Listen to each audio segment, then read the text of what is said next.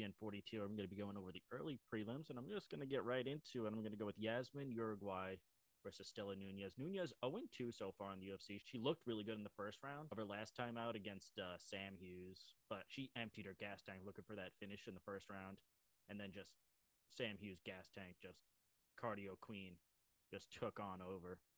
And before that, had a very back and forth fight with Ariane Carnlasi, who I actually like. I think is pretty good, but entertaining. I don't know about good. Um, and she looked all right. Besides having trouble stopping takedowns, which seems to be a recurring thing with her. She just has like lousy takedown defense. Although she's lost her first two outings, she's shown to have good technical Muay Thai. Has a pro Muay Thai record of 50-4. But yeah, 41% takedown defense. Just, it's so blaringly obvious what to do when you fight her. She's taken on Yasmin Uregi, and who made her debut in her last time out against another young prospect who I actually like a lot too. And I think she fights very similar to Estela Nunez. Uregi is very explosive Mexican style boxer that's fighting at an Entrim gym, which is going to be a trend on this card. Brandon Moreno's gym, or where he trains at for the most part. I think this fight is actually a good one to start the night, which is sometimes hard to come by. Both girls are good strikers, but I have to give the edge to Uregi. She's more explosive in her hands, faster hand speed, and I think the fight's gonna stay on the feet. Although I think it would be a good idea to grapple with Nunez, but whatever. But in the same breath, I think Uregi at minus 350 is just absolutely insane. I wouldn't touch that with a 10-foot pole. And personally, this fight I think is a lot closer than that. But I'm gonna have to go with Yasmin Uregi in that first one, and then we're gonna move right into the next one, which is Francis Marshall versus Marcelo Rojo. All right, Marcelo Rojo. He's a fun guy to watch. He's 0-2 so far in the UFC, getting finished by Charles Jourdain, and did well throughout the first two rounds. It was a very back and forth stand up fight before Rojo slowed down a lot in the third and got knocked down twice and outstruck 13-56.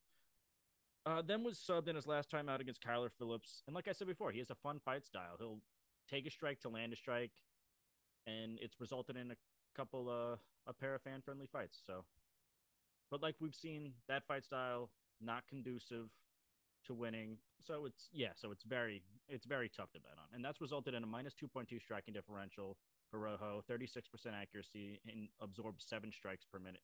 He's taking on Francis Marshall, who's a contender series alum making his UFC debut. He's relatively green, 6-0 record, going pro in 2019. Very well rounded guy, though. Comes from a background in wrestling, finishing 4 out of his 6 fights by sub. He's also shown us that he does have some good boxing, and says he emulates the fight style of Colby Covington. I mean, that's way too soon of a comparison, hands down. But the guy is 23 years old and has a bright future. And I get what he means. He has good boxing, and he also can wrestle and takes pride in his cardio. This will be Marshall's biggest test to date, but I think this is a good fight for Marshall to get his foot in the door with the UFC. Yeah, so I think he takes this one. I'm going to go with Francis Marshall, and we're going to move right into the next one, which is Nathan Levy versus Gennaro Valdez. All right, this one actually I really like. Nathan Levy, very interesting fight style. He's a black belt in karate and kung fu. He has that sideways stance, low hands, striking like Wonder Boy type. He's very technical in his striking, but personally, I think it's rare that karate translates well in MMA. There are exceptions. Lyoto Machida, Wonder Boy, Bobby Knuckles has a background in karate. But Levy hasn't looked good to me on the feet, and he's that more often than not, he's the one looking to grapple. And he actually averages 5 takedowns over the course of his first 3 UFC fights at 56% accuracy. He's well rounded, kind of like jack of all trades, master of none. He's all right. It's nothing really to write home about. He's taken on Gennaro Valdez, who made his UFC debut in his last time out against Steamroller Favola, who he looked really great last time out against Ottoman Azatar a couple of weeks ago. He fucking starched the man that was supposed to be starching. Valdez was knocked down 4 times in that Favola fight, getting finished just 3 minutes into the first round. He does hold a 10-1 record, that being his 1 loss, with all wins by finish, 7 by KO, TKO. He's a fighter at an interim gym. Like I said before, you're going to be hearing that a lot. and is a training partner with former champ Brandon Moreno. He has a very fast paced fight style, goes out there, looks for a finish or gets finished. He has a very fun fight style, not to mention he's a well-rounded guy. His fight on the Contender Series was barn burner. Both guys just swinging for the fences, just like not a care in the world. And Valdez really showed that he is tough as nails. He took a beating in both of his fights under the UFC umbrella so far. Although he did end up getting a KO in that fight, that back and forth Contender Series one I was talking about. This fight is very tough. Levy's so technical. Valdez just makes the fight ugly. He's kind of like a zombie out there. He goes out there and he just keeps moving forward. He takes shots, but it was so tough to finish. If you guys haven't seen that Contender Series fight, I forget who he fought, but dude, it was a good one. So I'm gonna go underdog Valdez in that one. Gonna move right into the next one. Tracy Cortez versus Amanda Hebos. Has anyone else been pretty underwhelmed by Tracy Cortez so far in the UFC? Or is it just me? She's getting the green light from the UFC. Ton of publicity. They want her. They obviously want her to be a star in women's flyweight division. I really don't think she is who the UFC wants her to be. At least not yet. She's 4-0 in the UFC, but did have a very close split decision win. Very close to Justine Kish. Super close fight. You could have seen that she lost. And then she had a much closer than expected fight in her last time out against Melissa Gatto. That being said, she's a good wrestler, lackluster fight style, in my opinion.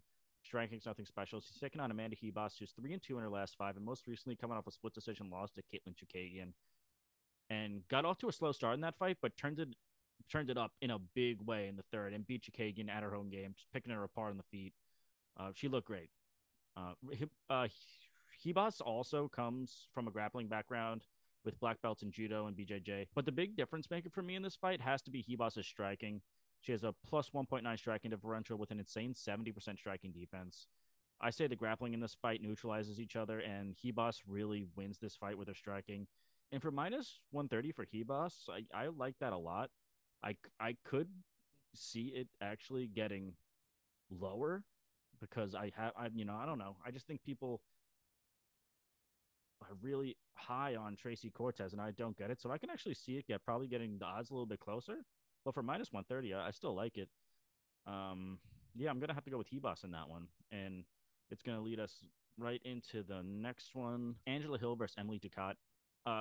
Angela Hill, she is just the Michael Johnson of female MMA. Just she's had some tough luck. She had a split decision loss to Amanda Lemos that was razor thin, a razor thin split decision loss to Michelle Watterson, and a split decision loss to Claudia Gadella. And if you ask me, I thought she won all three of those fights. Really bounced back in a huge way in her last time out when she narrowly beat Lupe Godinez, who is a rising star at strawweight. And I always loved and respect her activity. She's 37 years old. She fights 3 or 4 times a year. Hill will be making her 23rd walk to the octagon and will be taking on a fighter who's almost a decade younger and who's making her sophomore outing inside the UFC. And that's Emily Ducat. And like Hill, she's a very good Muay Thai style technical striker, great volume. She's made her UFC debut in her last time out on short notice against a UFC veteran in Jessica Penne, who was on a 2-fight winning streak of her own that was pretty impressive over some solid competition. And she just had a lot of things going against her, and she just looked great. And although having one fight in the UFC, she has faced good competition, fighting 8 times in Bellator, going 4-4, 5 times in Invicta, going 4-1, and becoming champ there. This fight is so close. I don't know if I would bet on this one. This is the one I would stay away from on the prelims. I am going to have to go with my girl, Angela Hill, but I kind of like the over-on rounds. But yeah, I'm going to go with the veteran in that one, which is going to lead us right into this is the one that just got changed. Jack Hermansson was supposed to take on Derek Brunson. Brunson had gotten injury, so now Jack Hermansson is taking on Roman Dolidze. Besides one small hiccup, losing to Trevin Giles by unanimous decision, where it was a very close fight. Roman Dolidze has looked nothing less than stellar in the UFC. He's gone 5-1.